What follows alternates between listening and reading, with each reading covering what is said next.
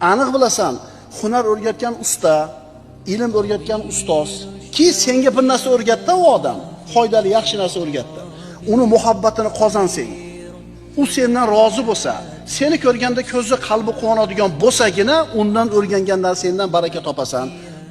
Shuni aniq bilganliging uchun seni irodang quvvatli bo'ladi, uni rozi qilishlikka, uni xursand qilishlikka. Bir gunohni tark qilishingiz uchun odamlar tark qila olmayotganda, bir savobli amalni doimiy suratda qilishligingiz uchun odamlar qila olmayotganda, sizga mustahkam iroda kerak. Mustahkam iroda qachon bo'lar ekan? Ana shu narsa haqida ilmingiz aniq bo'lsa. Agar ilmingiz ziyoda bo'lsa, ana shu narsa haqida irodang ham kuchli bo'ladi. Agar irodang kuchli bo'lsa, ko'zlagan maqsadingga albatta yetasan. Maqsadingga yetishlikda nima uchun zaiflik qilding?